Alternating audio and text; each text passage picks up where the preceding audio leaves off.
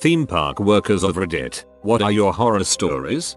Worked at Kings Island on a ride called Diamondback. One day the train came back and this kid, 10 or 12 years old, was completely unconscious. He was slumped over in his seat being held up by his mother. For those of you who don't know, the seats on Diamondback are lap bars, so this kid was literally like folded in half slumped over. Also, the ride is smooth as silk, so he didn't hit his head or anything. Anyway, we immediately call 911 inside the park. Any park telephones route to the park's first aid station when you call 911. Meanwhile, all we can legally do as teens who weren't medically trained was offer a subpar first aid kit, 2 gauze pads, a box of band-aids, and some other misc items, and water. I had to stand there completely helpless watching his parents try to wake him up. They said he passed out while going up the first hill, 230 feet, and they had to hold him up to keep from flopping around throughout the entire ride.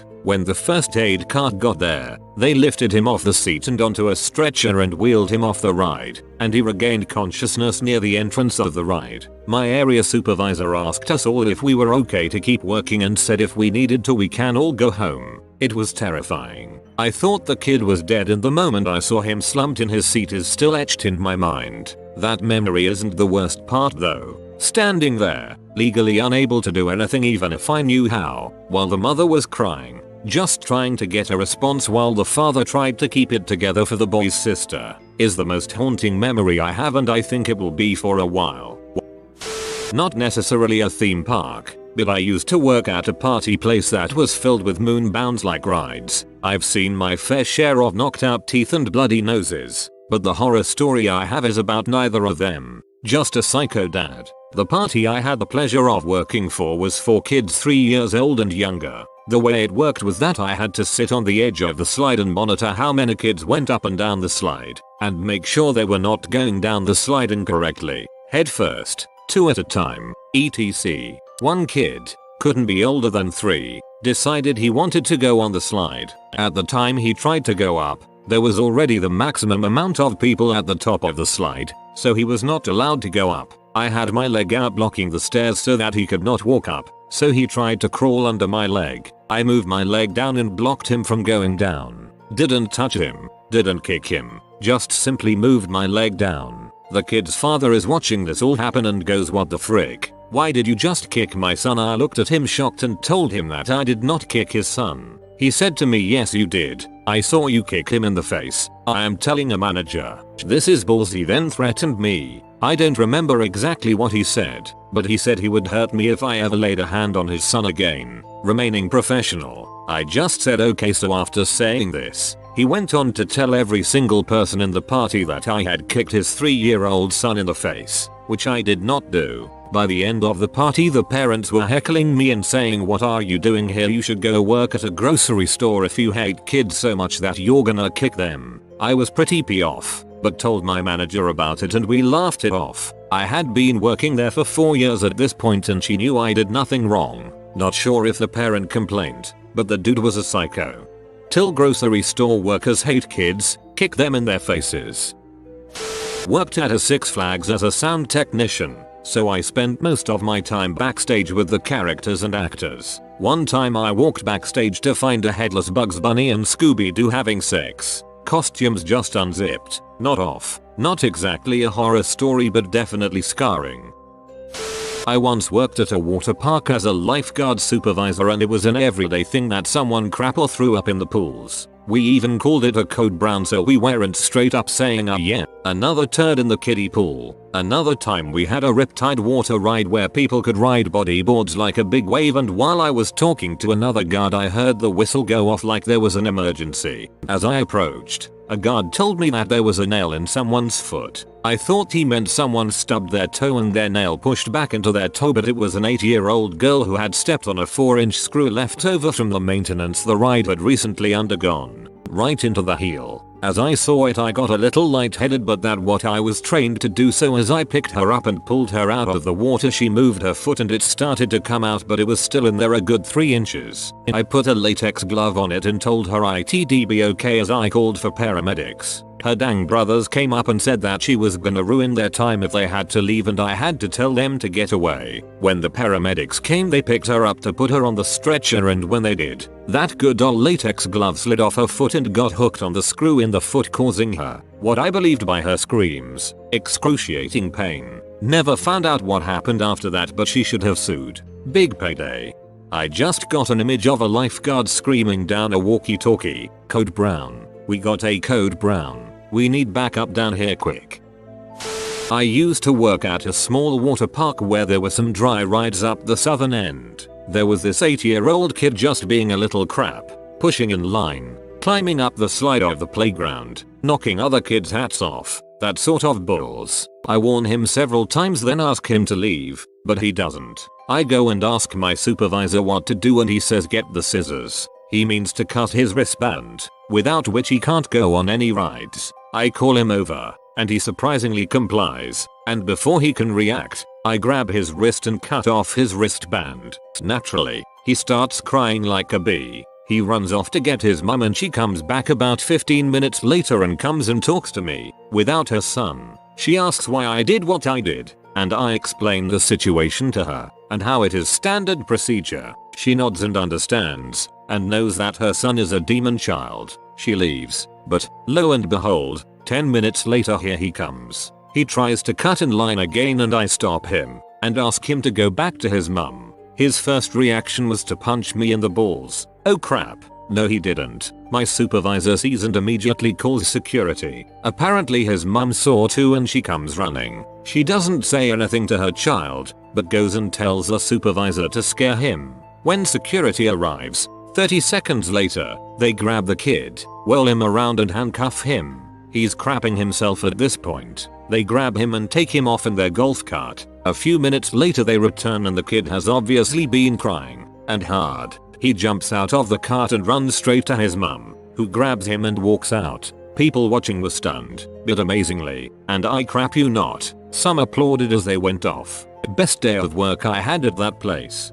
I am simultaneously astounded and very happy that the mother let the kid get what was coming to him. We take care to make sure everything is as safe as can possibly be, so I haven't had many horror stories in my time working at a theme park. The only thing that comes to my mind is all the times parents BF you when you tell them their child isn't tall enough to ride, or when someone makes a scene when you have to politely tell them they are too large to ride and must get off the ride because they don't fit. I've seen people totally lose their crap because their child missed the mark by at least a good 6 inches. Seriously, if their kid gets hurt, they aren't gonna blame themselves for being so ignorant. Used to work for a theme park back in the 90s called Callaway Park. It was Flintstones themed park mixed with traditional rides, and all in all was a fun place to work. I had been working there for 3 months when the incident happened. There was a supervisor there that literally everyone hated, and she was nicknamed Grunt. You see, Grunt was a heavier set woman with a lung condition, and whenever she walked or did anything physical she would groan and grunt. She was a very conservative Jehovah's Witness. The reason everyone hated her was because if you were doing anything she considered wrong she would berate you in front of everyone, customers and staff. It was rarely for anything worthy, like goofing off, or taking a smoke behind the rides. It was for things like a bra strap was visible, playing music on rides of anything that was loud or indecent like the Macarena. I crap you not. She even left a poor girl in tears, calling her filthy because she left her post to change her tampon. The incident. One evening after the park had closed I walked up the tower to get some extra garbage bags. From above me I heard grunting. I grabbed my bags and started to head back down the stairs. However, as I left, grunt became louder. I headed back upstairs, wondering if she was hurt, but couldn't see her. I unlocked the door to the top of the tower and saw Grunt and Gordy, not his real name, a special needs worker, naked. Gordy was fingering her. I screamed, "What the frick?" They both looked up at me in horror and surprise. Gordy started crying immediately while Grunt did her best to conceal herself. I stood in silence, not knowing what to do. Eventually I made my way to the management office, explained the situation, and the cops were called. I know Grunt went to prison, but not for how long. Callaway handled the situation really well with tact, and Gordy did come back for the next summer. I however quit, not being able to look at the big tower every day as I came into work. The worst thing that's happened is a guy spitting in my face and starting to film me with his phone while screaming at me that he was going to sue the company I work for because I confronted him when he tried to trip one of my performers during a Halloween event. He was drunk. He was arrested. We all laughed at his mugshot the next day. I don't know if these count as horror stories as there's no injury or gore involved, but here's a couple things that happened to me while interfacing with the theme park going public. I was managing a few ride photo booths and I was in one of them talking to an employee when a guy looked at our prices, picked out the package of 4 photos for $20, and said $20 for one photo? That's unfair to families. I told him that the price was $20 for 4. And if he'd like a single photo, it was $10. He got very close to my face and growled, "Are you getting smart with me?" I told him no. Tried to walk him through the different prices, and he kept saying, "Are you getting smart with me?" Finally I just walked away round to the back of the booth to check on some stock, during which point he told my employee that if he saw me again, I was getting punched in the face.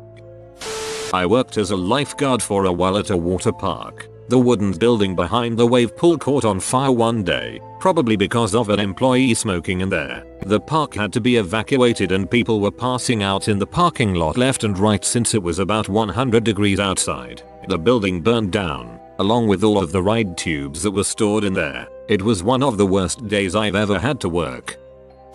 I worked for the Halloween events for a theme park in my area, won't say the name, but it might be on the border between 2 states. I got kicked in the face and almost broke my nose. I was given a break for as long as it took for my nose to stop bleeding, and that counted as my only break for the evening. We got under 30 minutes of break time for a 8-hour shift. Another guy actually got fired because he had a migraine and had to go to the first aid area until it was over. It took something like 2 hours, and they fired him for it. We were also the maze closest to the only place that served alcohol in the park, so we had to deal with drunk buttholes and shitty kids fairly often. Someone choked a girl working in the maze. The maze almost burned down a few times because buttholes decided that a dried corn maze was a good place to smoke a fricking cigarette. I had a lot of fun most of the time, but I had to deal with a bunch of stupid crap on a nightly basis.